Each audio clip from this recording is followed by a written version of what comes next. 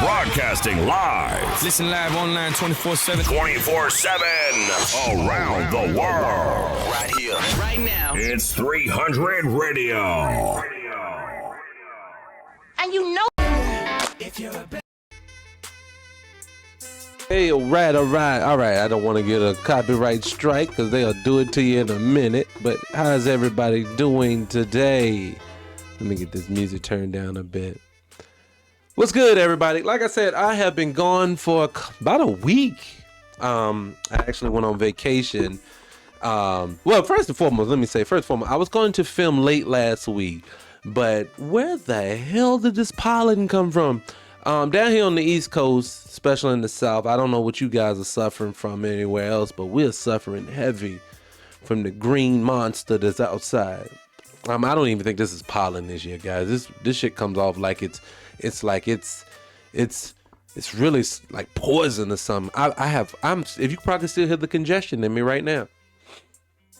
So I honestly thought I had the flu there for a minute. So I was down for a couple of days.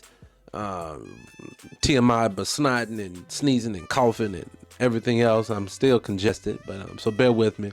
But I didn't want to let the rest of this week go by. And then after that, I went on vacation. But I didn't want to let the rest of this week go by without jumping online and at least catching up with you guys and see what's going on. And then giving you guys a little bit of game about what's coming and what's happening with 300 Radio. If you guys have been following since the beginning, you probably have noticed that we've been very inconsistent with the platform. Some days we shoot, some days we're not, when we're supposed to be on basically 24/7 in some capacity. But what has happened is that, like anything else, there's always streaming issues, buffering issues, mic issues, camera issues, time issues. I still work, so it's things like that that has been holding up progress. But I promise you, before we end out this year, we're gonna have everything rocking and rolling smoothly like it needs to be. Other content will be coming still. Like I said, keep looking on the website. I promise you're gonna find something for you there. If it isn't the Scott-Free Morning Show, it may be the Scott-Free Podcast. That's a podcast I do. Basically, it's just dealing with my thoughts, my opinions. It goes a little bit deeper into who I am on that one. I'm a little less all over the place on that one. We have that, the Broken City podcast that deals with all things health. You can call into the show and we can basically do a quick health assessment of you for free, of course. I just want to help the community out as best I can. I am a health practitioner. Get your mind right. What else we have coming? The wrestling podcast. We did the first episode of that already. We'll be shooting the second one tomorrow, so be on the lookout for that. That's called Race to Wrestling. It's really, really dope. We're gonna actually have 3 of us on there tomorrow. It's gonna be really, really dope. We're gonna start getting things set up for WrestleMania. That's all happening. What else are we doing? What else is going on? Shit. What else is happening? I think that's all the updates for the platform right now. Oh, no. I am going to be, I've been diving deep into my genealogy lately, and I'm going to go on the road. So I'm going back to my hometown so I can get with the family. So, because I'm catching a lot of holes that I'm trying to get filled. Again, if you have never done your genealogy, I think it's way more important than doing your DNA testing alone. I'm not a huge fan of DNA testing. I can't definitively tell you whether or not it's real, but I can tell you these names are real, these family members are real. So do your genealogy, is very, very important. So I'm gonna go do that. I'm also trying to interview some local politicians in that part of town. But I'll tell you more about that when it happens. We got a lot coming. We got a lot going on. I'm so excited, guys. I am very excited for what's going to happen, what the future's going to hold for the channel. And like I said, I was talking recently about what do I want out of 300 Radio.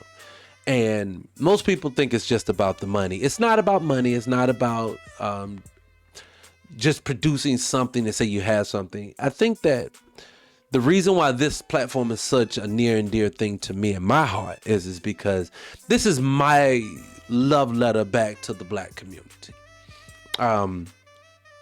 We are watching them openly attack us in so many different ways. on so many different fronts. If you just turn on the internet, you turn on TV, if you go outside from the workplace to the banking system, everything seems to have a basically a bullseye right on our culture. And if you're not aware a lot of times of what's going on, you won't even catch it when it's happening. So it's just that. So my platform here is basically trying to be a counter to what we see in today's market. They are prioritizing and big upping people in our culture who shouldn't be, in my opinion. And that's not because of hate, it's because of what they're producing. Remember, everything that someone does in our culture, they're going to hold us all to that standard, I guess is what I'm saying. So for me, we have to be the counter to all of the debauchery that they put on TV and about us. Somebody has to be a counter to that. And again, please forgive me about my hair and everything else. I was on vacation. I couldn't see myself in the camera. I look a hot goddamn mess. But it is what it is. We're going to keep it moving. So it's just me today. And like I said, I'm not going to hold you guys up too much. I'm just really, to be honest with you, I'm just jumping back in this thing. And this one is just my love for you guys. My love to want to be able to discuss and talk to you guys and give you guys my opinion about what's basically been going on. Now, with that being said, again, this pollen is a motherfucker what I've been going through down here. And I don't know if you guys are going through it, but it is crazy. And I've never seen it like this before. To be honest, I've never really been affected by, allergies, things like that. But I've been sucking on Benadryl and Claritin like it's Skittles the last couple of weeks. That's how bad, the last couple of days, that's how bad it's been. But I digress. And probably the worst part about it was I got sick on my way to Puerto Rico. I went to Puerto Rico for a couple of days. And well, first of all, let me say something about Puerto Rico. I don't know if you guys have ever been. I had been meaning to go for the longest. And the opportunity presented itself. So I got down there, spent about a week down there on a nice resort down there. Really nice place, wasn't bad. If you follow my social media, you probably saw I posted a couple of videos, pictures, things like that to the story, especially on Instagram. Just basically, giving you some love, showing you guys the environment that I was in. It was very, very nice. Very, very good weather. The pollen wasn't down there like that, which is funny to me. We're only like 3-hour flight away. I know Florida's going through it, but for some odd reason, the pollen didn't seem to get to Puerto Rico. But I got a couple of things I want to say about Puerto Rico, but that that I did not know to be true. Now, how, first and foremost, how they say that if you deal with a Latin or Puerto Rican woman, you're going to get a feisty lady. She's going to give you attitude. Niggas, y'all won't lie. That is the truth if I ain't never heard it. I'm going to say this, and I am not trying to be rude to these women, but I was there for a week, and for that entire week, every Puerto Rican woman I had any interaction with had a nasty attitude. I do not know if it's something about me or what, but they are not the nicest people in the world. What is the problem, sisters? I don't get it. Everyone that I came in contact with, whether it was a hostess or a waitress or just a random guest that was there, everybody had an attitude. Everybody act like they couldn't understand. And mind you, they speak English, a lot of the people I talked to, but you could just see the disconnect. And I do pretty well, especially with the opposite sex. But for some reason, these women were not feeling your boy. They were not feeling your boy at all. Attitude. But now, on the flip side, every one of the guys that I met, really nice brothers down there. The Puerto Rican dudes was cool in the fan. I met a couple of brothers that were out there, and they were cool in the fucking fan. So I would always tell you, if you go down there, especially if you need some direction, some information, something to that's going to help your visit better, and you need to ask one of the locals about it, find one of the men and ask them. And it doesn't matter, young or old, they always seem to be very polite, open, had good conversations. So yeah, talk to the brothers, leave them sisters alone. Yeah, but that's why I like my black women, because regardless, when I have a conversation with you, whether it's on a personal level, business level, I always tend to have good interactions. I just didn't make any sense to me at all. But I digress. Like I said, the weather was cool. Wasn't too much humidity. I got to sit out in the sun and get a little bit of a tan on this yellow skin that I got growing. Man, ever since COVID happened, I've spent so much time indoors that it feels like I have lost a lot of my melanin. So I was out there trying to get it all back in one shot. So brother got a little bit of tan going. Probably the only complaint I had about Puerto Rico is really one thing. It's a big deal, but it's not a big deal. But it's the food, guys. I'm a foodie. So when I go to places like this, the first thing I'm always doing, I prep myself. Like, let me tell you. So when I go on vacation, like the 2 weeks leading into that vacation, I tailor my eating down to strict eating. I work out heavier. I make sure I even will drop a few pounds on purpose to give room for the food that I'm going to consume when I get out there, right? And so I did that. I was empty. I was excited to get out there, get some food. And when I tell you, I had never really engaged in Puerto Rican food, brothers and sisters, this is not good. I don't know if it was the resort that I was on, but I'm talking about do y'all use seasoning? And I know I'm gonna get in trouble for that one, and I'm not trying to come for y'all at all. Maybe again it was the resort, but I had everything from the proteins didn't have any salt. I do get it. You guys love plantains, but and they were pretty good, especially the little fried ones that I had. But can you put a little bit of salt on those things? I want to taste them, and it's like, maybe it's because I'm Black American. Maybe that's what it is. Maybe we just have an affection for salt. I know a lot of people will say that they want to taste the food. Now, don't get me wrong. I want to taste the meat. I want to taste and like I say, and this is coming from a person who's only been eating meat again for like the last 2 years. I went 13 years vegan, and so when I eat the meat now, yes, I do want to taste the actual meat. If it's a plantain, let me taste the plantain. But salt is an enhancer. Okay, all right. Don't be afraid to use it, people. When I tell you, the food was bland as ever, and I cannot say that enough. The only other complaint other than that, like I said, the food's the only other complaint. The only complaint I really had, and the only other one that I have other than that was the okay.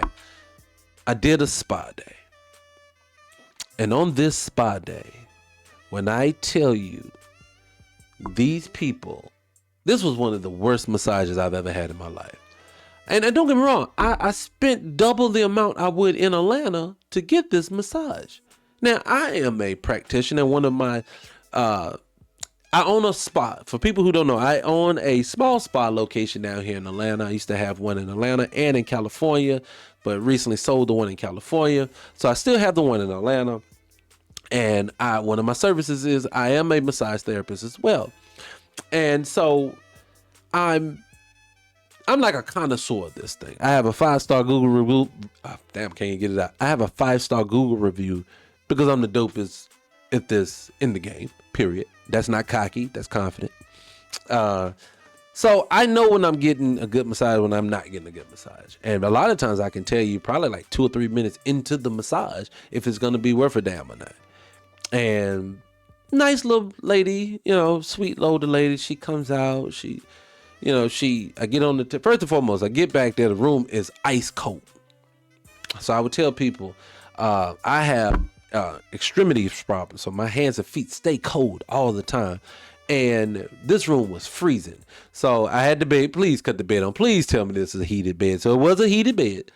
But it took it was only a 50-minute massage. And I'm going to complain about that in a minute too. It's only a 50-minute massage.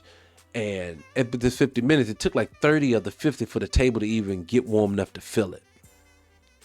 But the reason why I want to complain about it more than anything else, it wasn't really her technique. It wasn't really her pressure. Those were fine. But and I'm speaking to all people who give massage, if you're going to be a massage therapist or if you're going to engage in this business, you have to understand that you're going to have to connect with each person that's on that table. And what I've learned about this place, they were, and I will say for her benefit, they were busy this day. But one thing I'm going to tell you is I'll give you an example for me. I'm rambling. Let me say it this way. When I give a massage, if I give you, for one, it's going to be a 60-minute massage, at least base. So if you get them 60-minute, we're going to do 60 minutes, not this 50-minute thing. This is ridiculous. Why you can't do the other 10 minutes? All you're doing, you're taking that last 10 minutes of that time to get the room clean and prep for the next person. But the reason why I have issues with that, such a hard time like that 50 minutes that I dealt with the other day is because you can definitively tell that she is getting you in and getting you out for the next person, getting you in, getting you out for the next person. And massaging is not supposed to be that. Massaging is supposed to be something that gets you relaxed. It's supposed to be something that is going to look, when you come to me, first and foremost, your safety is key. Okay, that's first and foremost. So I'm going to make sure that your safety, especially with, when you're dealing with women, you guys, with all the sex trafficking and shit that goes on in the world, you definitely need safety first. So my main concern, even over the massage, is the safety of it first, right? And so after the safety of the massage, then we're gonna get you relaxed. And a lot of times, if you're not a regular, it's your first time coming to see me, so you're a little bit uncomfortable with me. I don't know you, so we have to connect. That's gonna take a few minutes. I'm going to take a few minutes for you and I to connect and make you feel comfortable enough to let go, and then we kind of get started. So like the first 10, 15 minutes, it's not going to be the greatest, indicator of what the massage is going to be like. But like 15 to 20 minutes in, we're rocking and rolling.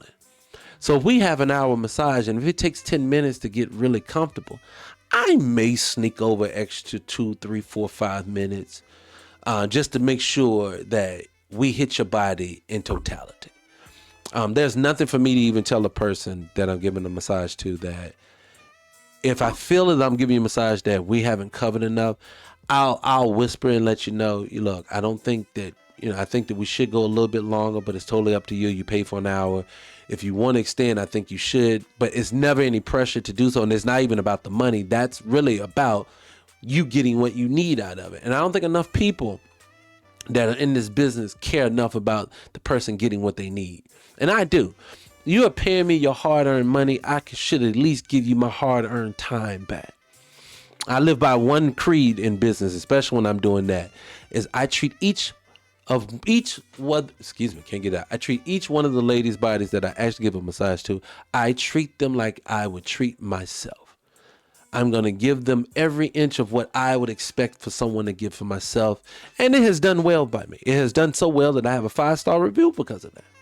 And I just wish that other places took that same approach like I do. And I don't think most people do. I think everybody is about the dollar more than anything else. And I get it. Don't get me wrong. We have to eat to live. And then kind of like one of the things, it's a segue into one of the things I wanted to talk about today, is I wanted to discuss the fact of, they're trying, I don't know if you guys are aware, but they're trying to break us. When I say they're trying to break us, I mean, really, they're trying to break us. I'll give you an example of what I mean. Family, has anybody else noticed that their utility bills are getting out of hand?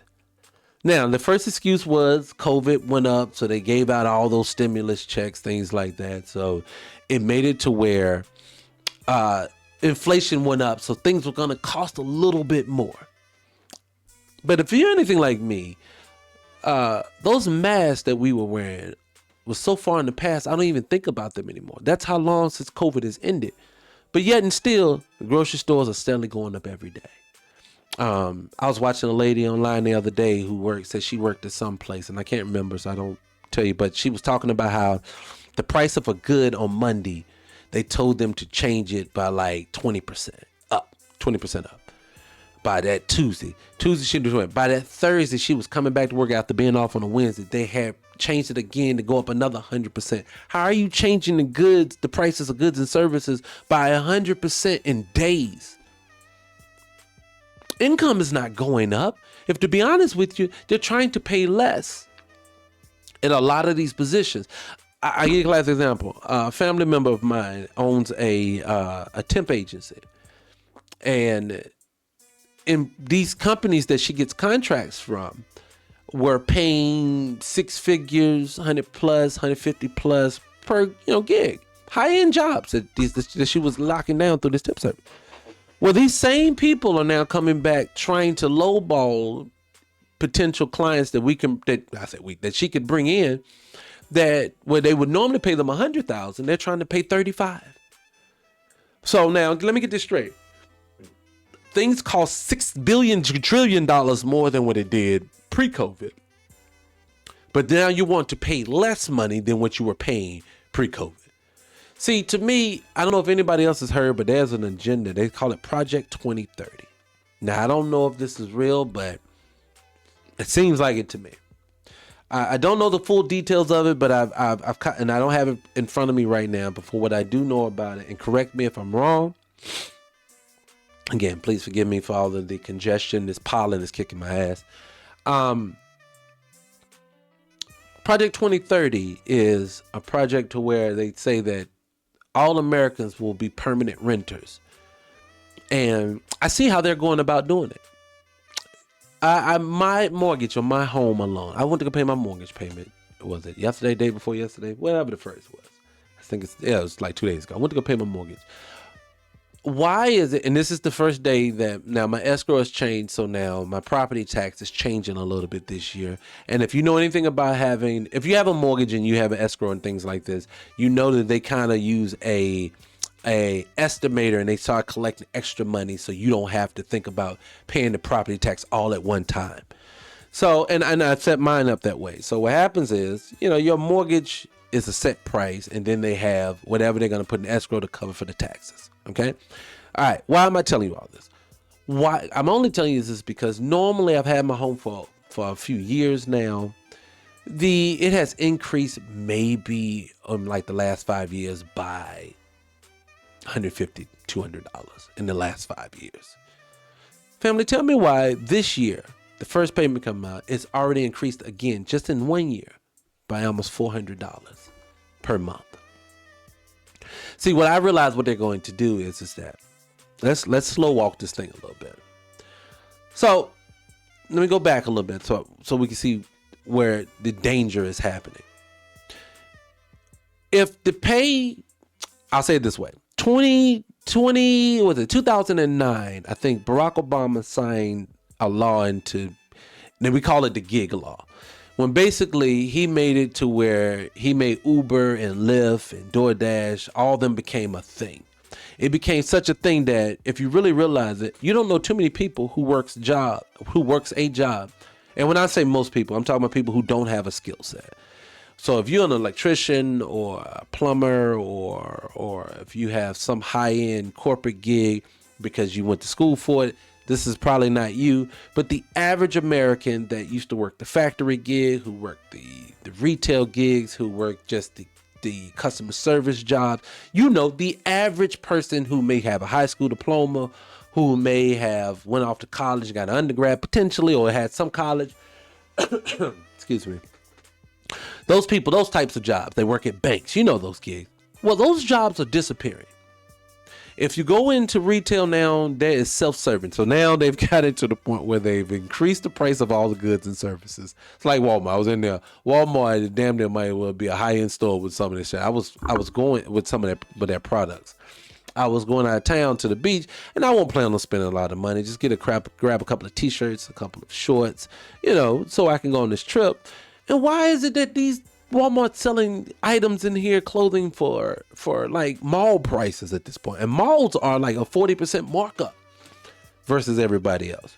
So it's like, it's getting ridiculous on how much stuff costs. And so what was the point I'm trying to make here?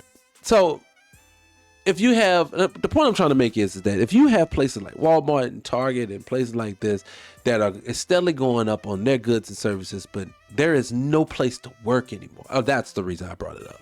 When I went into Walmart, there was not, and I kid you not, there was not one register open. They were on one end of the registers, they had self-services, and then on the other end of the register, they had self-services, and they had one lady that was watching all of us bag our own shit. Now, first and foremost, how fucked up is it that you're literally charging me to bag my own stuff? It doesn't make any sense. But So there's no people working in retail. Everybody's gigging. Everybody's having to supplement their income, if not totally work as a DoorDash or as a Uber driver.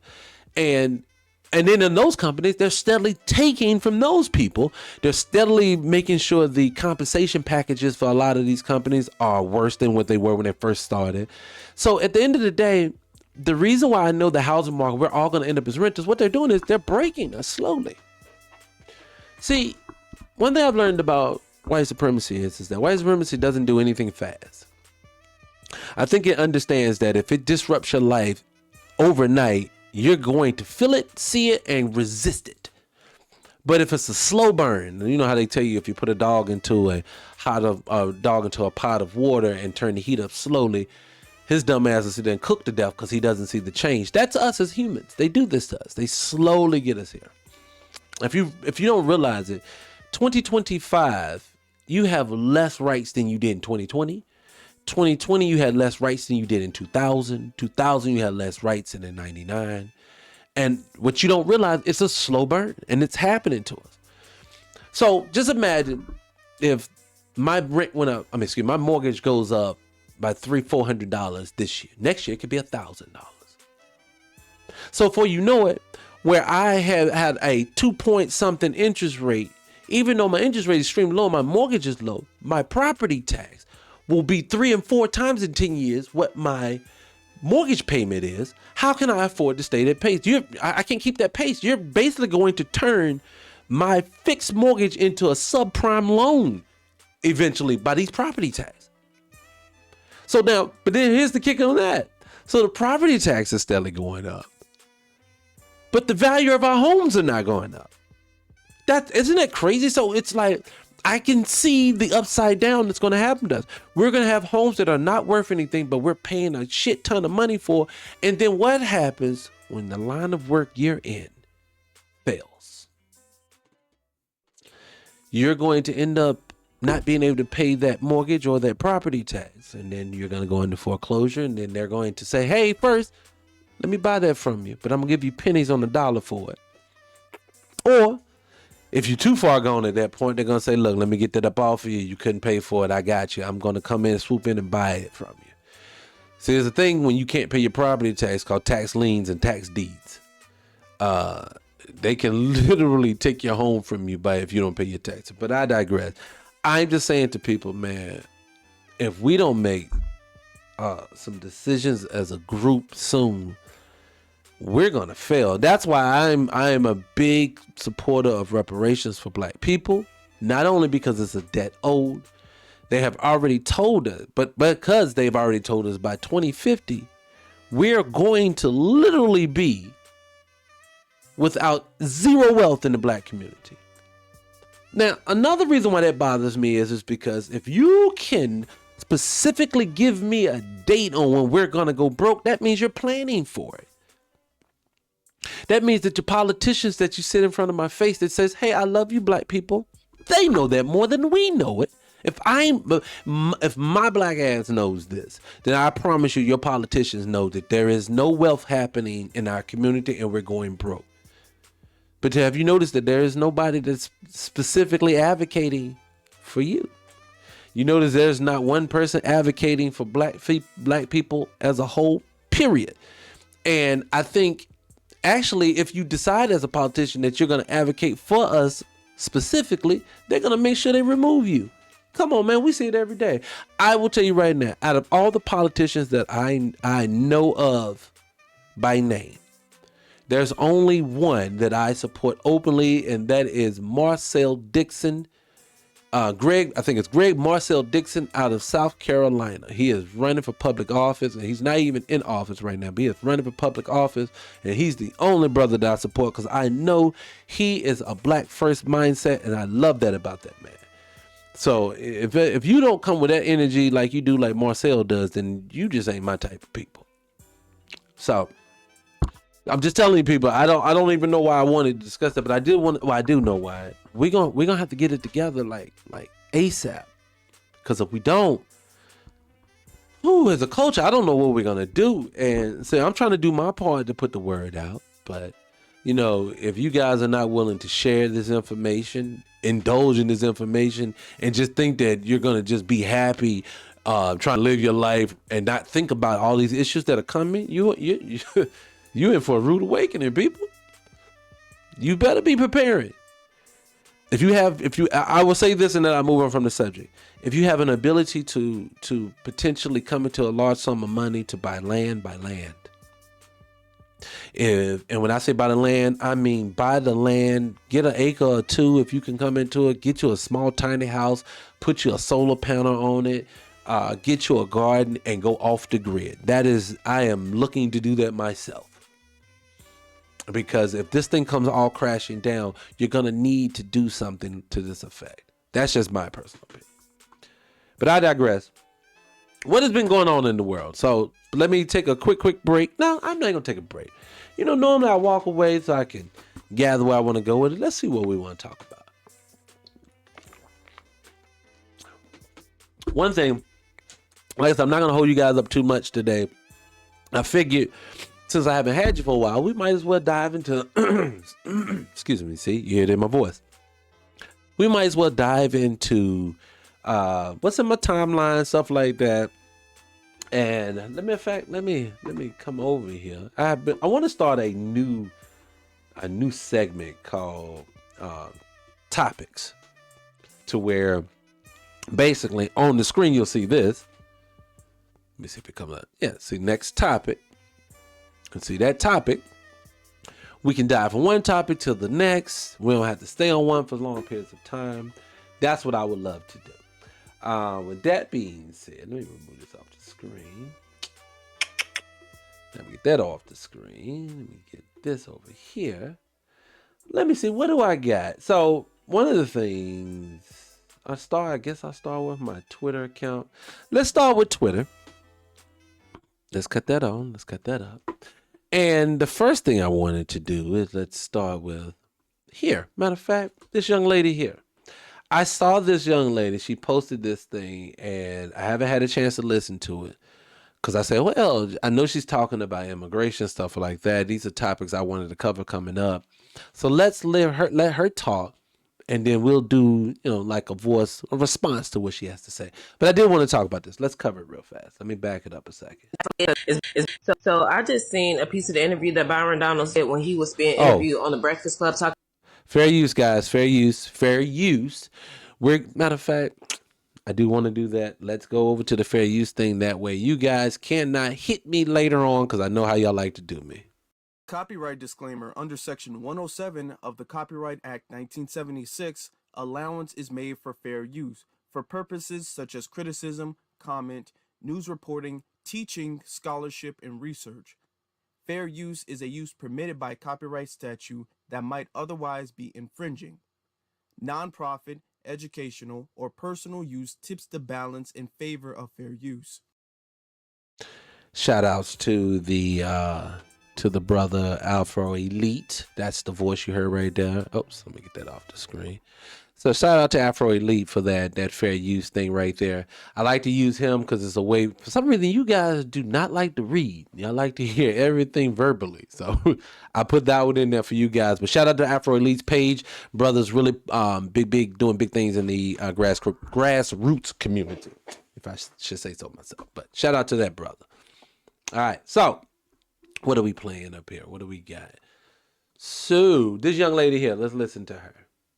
Talking about the reason why he is against reparations is because so I just seen a piece of the interview that Byron Donald said when he was being interviewed on the Breakfast Club, talking about the reason why he is against reparations is because he is the son of a Jamaican father and a Panamanian mother. And this reasoning here is why we want y'all to help out our politics. Don't continue to black us and try to manipulate us or gaslight us into thinking that it is xenophobic to not want to be represented by somebody that is not us. And no other group of people do y'all try to push this. And no other group of people do y'all want anybody but Asians represent Asians, Hispanics represent Hispanics. Y'all know exactly what y'all are doing. You feel what I'm saying? Anything that does not benefit y'all amongst us, y'all hinder. And this is a problem to us. Feel what I'm saying? You could always move back home and fight your government for what is owed to your people. and your lineage, but y'all will never. So let me pause there right there for the young sister, because I totally agree with her. Let me get up the screen so my face is not covered. But the one thing that she's trying to say, and if you're not paying attention, there's a young lady speaking on what is wrong with having black immigrants represent black Americans, especially in politics. There was a politician that was recently on the Breakfast Club basically saying the reason why he doesn't agree that black people should get reparations. God damn, can't get it out.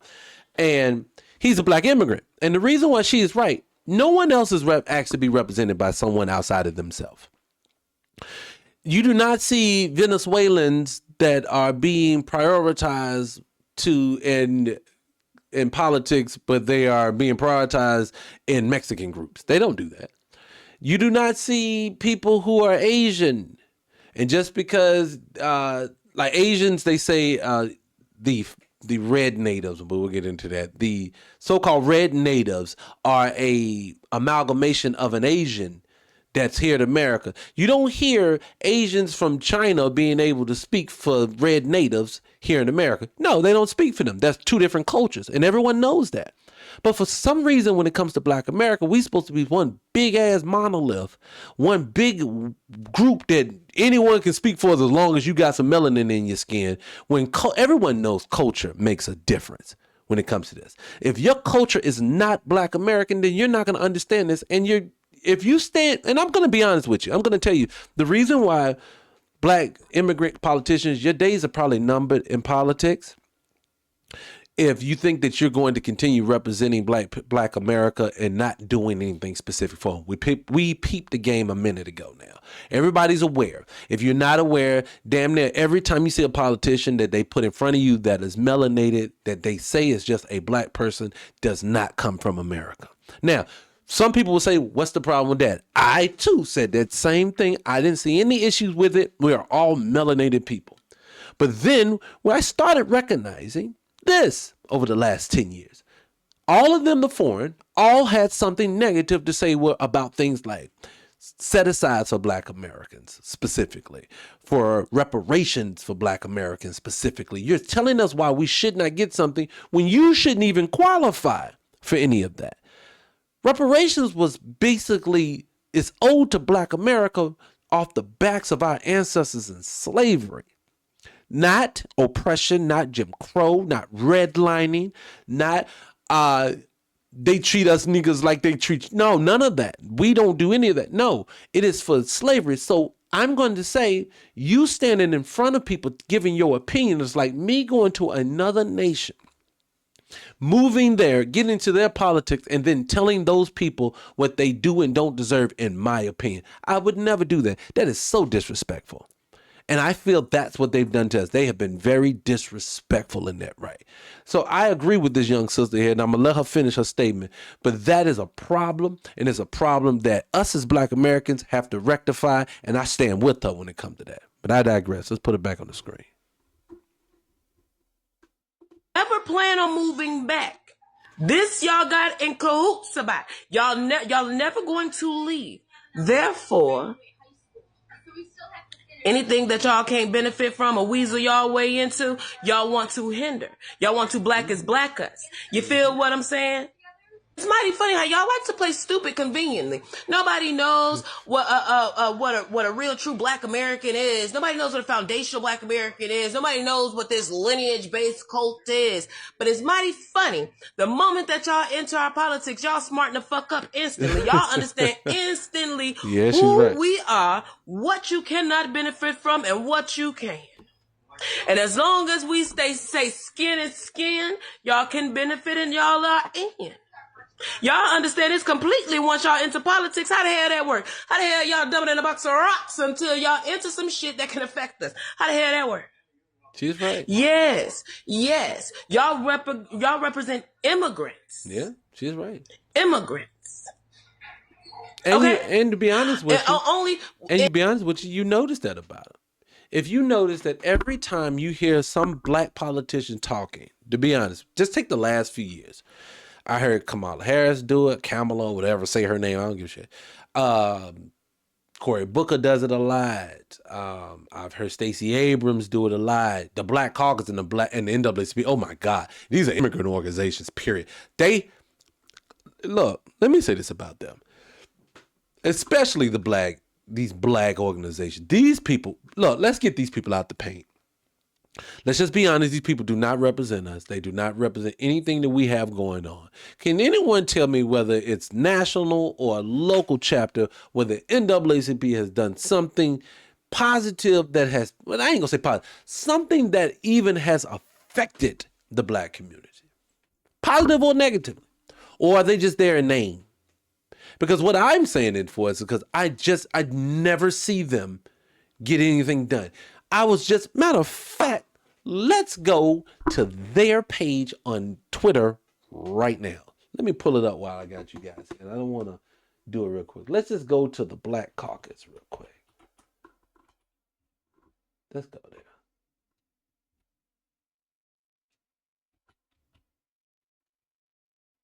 Come on, where you at? Come on, computer. Hold on a second, guys.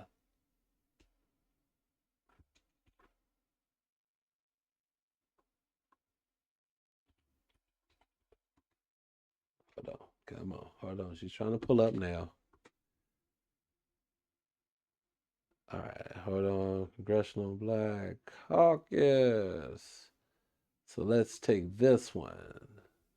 This one. Okay, what is this? Congressional. What is the? Hold on, guys. You say something. I'm gonna tell you something I've never seen before. If you can't see this, right about here it says the Congressional Black Caucus PAC. IE. I have never seen it with the IE, so that's new. But let's just see some of the stuff they're talking about. So, they tried to stop us from voting, but the turnout is something throughout America. We won't go back. Oh, that was 2022. They always talk about voting. Let me say this about voting. I get it, right? But see, the reason why you can't just let me put it on screen because I got to say this too. Look. I get it with the voting part. I get it. Voting, you want to get laws passed, the whole nine. Yes, get it. But see, this is the problem. And see, most people they peep this game now. Everybody, we hip to this now. They keep telling us the reason why we don't get what we want is because people like myself won't go out and vote. But then I have to stop and ask the question, don't you get your man sometime? Wasn't Barack Obama supposed to have been that man for black people? Wasn't Joe Biden supposed to have been that dude for black people? Remember, if you're not black if you don't vote for Joe Biden. So if you get the man, forget me, forget what I want. You got your man. You got your woman. You got your local politician a lot of the times. But yet and still, nothing changes in our community. So wouldn't that means that voting can't be the only step to get it done? Now, someone's going to try to come correct me and tell me something different, but please come correct me. What else should we be doing? We've had our man. We've had the Bill Clintons and like I said, the Barack Obamas and all these people. We've had these people. Every time we have these people, we seem to lose something every time they're there. Doesn't make sense to me. But I digress. Let me pull this back up. So that was one. Let's see what Jamal Bryan is talking about. Let's see what he's talking about. That's back. Cancellation. Ladies and gentlemen, when the Republican Party of Georgia moved Herschel Walker from Texas to Georgia so that he could run for Senate, it's because change was taking too fast in the post-antebellum South. The state had been flipped blue, and there are some principalities that were not prepared for a black man and a Jewish man to go to Senate at the exact same time. So they figured that they would delude us by picking somebody who they thought would in fact represent us better with a football than with a degree in philosophy. They thought we were so slow, that we were so stupid, that we would elect the lowest caricature of a stereotypical broken black man as opposed to somebody who is educated and erudite and focused. Y'all ain't. Let me stop it right there and say, shit, hold on. Let me stop right there and say, I totally agree with the whole Herschel Walker thing. The guy's a flaming idiot. But I'm going to tell you that too. You can move Herschel Walker from Texas to Georgia, Georgia to Texas. It really doesn't matter. The average black person knows he's a flaming idiot. So if he gets elected into office, it's not going to be black people that's going to elect him. He has two strikes against him. One, he's a flaming idiot. And then two, he's a Republican, which we all know that black people don't vote majority of the time. So it doesn't matter what Jamal Brown is even saying here because it's kind of it's irrelevant, in my opinion. Of Georgia that represent us better with a football than with a degree in philosophy.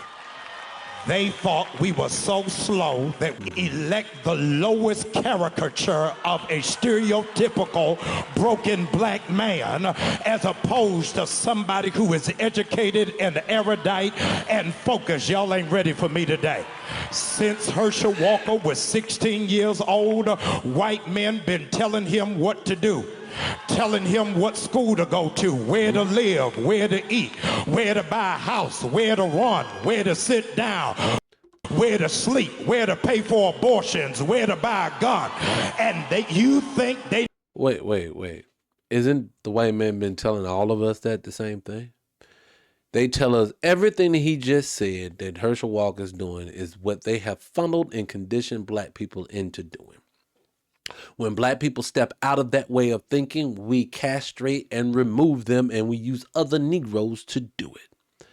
Like right now, he is standing up here talking about Herschel Walker like this, but I promise you he's not going to give you an alternative of what you can do to build something outside of those very white people that he is accusing Herschel Walker of loving and paying attention to. Mark my words, I'm going to let him play it to the end. I guarantee he's not going to give you anything tangible outside of white people. Mark my words. We're not going to tell him how to vote. In 2022, we don't need a walker. We need a runner.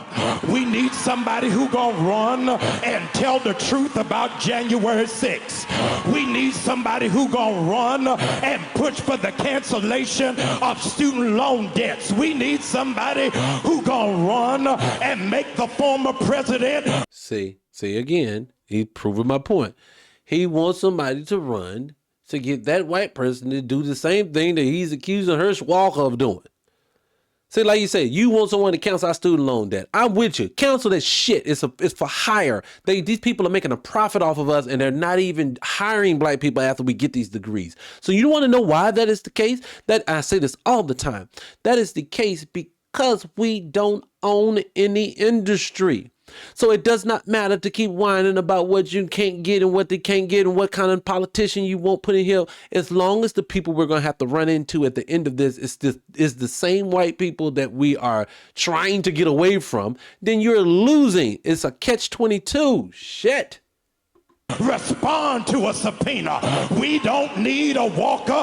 We need somebody who will be steadfast, unmovable, always abounding, knowing that your labor is not in vain.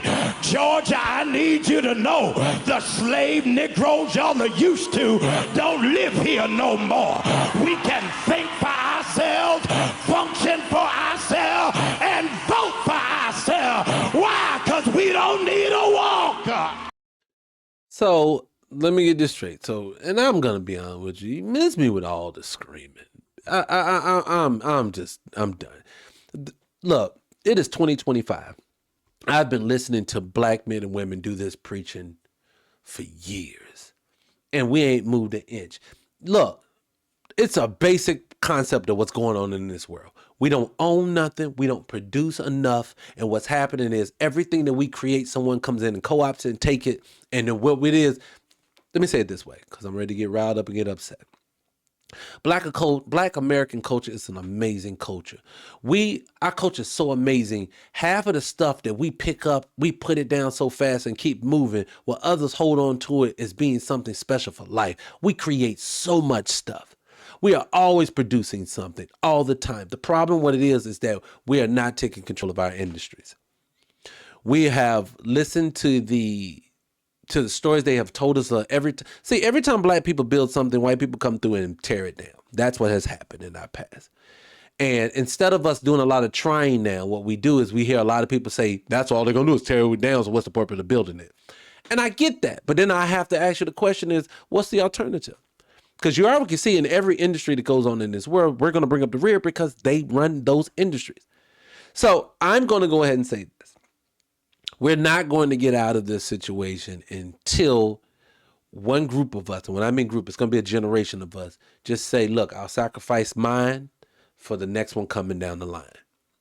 I'll sacrifice mine for the next one coming down the line. That shit rhyme. That's what we're going to have to get to. We're going to get to a point to where it's not about what I can have and the great life that I can produce, the great life that I could live and thrive in. It's going to be about your kids and your grandkids and your grandkids' kids, those types of people. See, the people who built this world to be the way that it is, and it could be a very amazing place for some people, and it's very fucked up for others.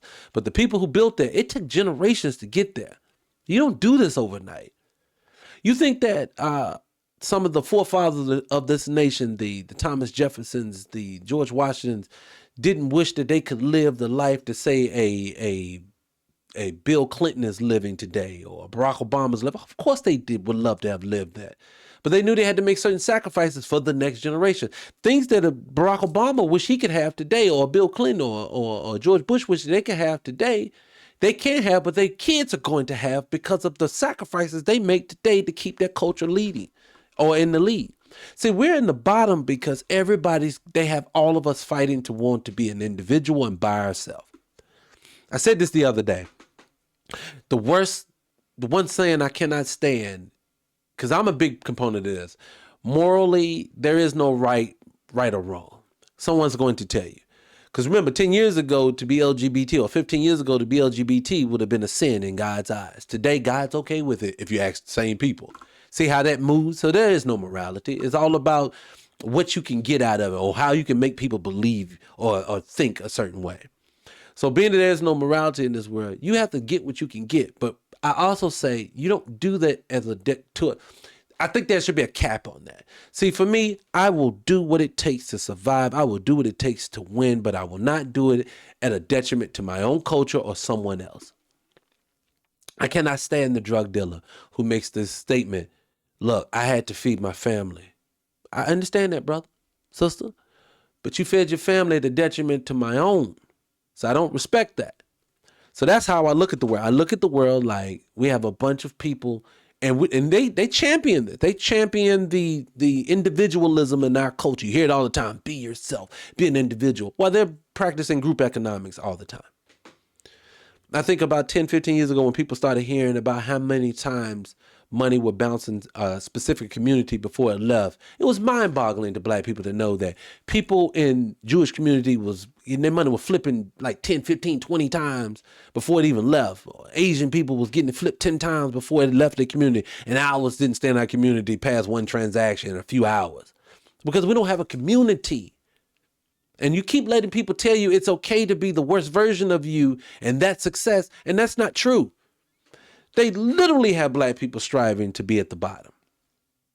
Every time that they promote someone in this algorithm that's on the internet, is someone is a detriment to the culture. It's not someone that is a positive to the culture. You know I'm telling the truth. I watch this every day. I watch how the intellectual can't get a following online to save their life. Not just myself. I'm speaking of others. But let it be some bullshit, and I promise it gets through very, very easy. Why? Because they want us to be the worst versions of ourselves. See, back in the 90s, people say that hip-hop had nastiness then. We did, but we had a balance to it. For every little Kim, there was a MC Light. For every, or a Foxy Brown. Foxy was sexy, but I never looked at her as being trashy. But they have taken our culture down and said, if you're going to be Black American, if you're going to be a woman, you're going to be a trash if you're going to be on this TV screen. That's on purpose. Do you know when I was young, I wanted to be Tupac. I wanted to be an intellectual. I wanted to be the ladies' man, groom myself, be toughish. I wanted to be that. Now they give us shit niggas that wants to do drugs and lean and all the other stuff. They want us to be the worst version of ourselves. Why? Because I can't win like that. See, Tupac had to die. They take the person today and they prop him up. See, that doesn't sit well with me. So I'm just sorry. I'm part of a culture that I want my culture to thrive because I know we are an amazing group of people. The reason why I know we're an amazing group of people is because we have our hand in everything. You can call us whatever you want to call us, but one thing you can't say is that we put this shit on ourselves. If you see a degenerate culture that looks like us, we didn't do it to ourselves. Someone else did that to us. Someone else decided to come in and make our culture degenerate. You know it. Same way they do it to yours. So if you're coming from another country and you're a black person, you find yourself talking trash about black people here in America, just know they did the same thing to your culture. They're doing it to you now. They just keep propping you up, trying to make you sound or make you feel like you're better than us. But I promise you, they feel the same way about you they do about us. I don't need you to ally with me. I don't. But what I do need for you to do is get the fuck out my way and stop thinking you can represent me, because you can't. But I digress. I don't know why that one bothered me so bad, but let me see what else is in here, because there's a couple of things I wanted to cover. I ain't gonna hold you but so much long. I'm gonna get you out of here in a minute. Let me see what else is on my timeline looking for. Did y'all see that whole thing with Anthony Edwards in the NBA? That young man, Anthony Edwards, what is it? He plays for, excuse me. Let me see if I can find it, because I saw it earlier and I wanted to talk about it. Hold on, let me see if I can find it. But Anthony Edwards, born in the NBA, I think he got some girl pregnant that he does not want to be a part of. How do y'all feel knowing that the brother paid all his child support for 18 years up front? It's pretty much told the sister, I don't want nothing to do with you. I don't want nothing to do with that baby. Good luck. How do y'all feel about that? Now, I know the ladies probably feel like he's an ass, but brothers, how do you feel about that? Because to be honest with you, what it is, ladies, I'm going to be honest with you.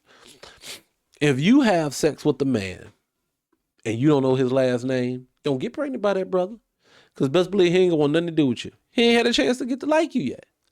And whether we like it or not, men a lot of the times are only going to connect to children that is connected to a woman that he was fond of in some right. See, a woman, let me just say it this way. See, a woman has 9 months to get to know her child. That child's growing in you. So that child feels your pain. You feel that child's pain.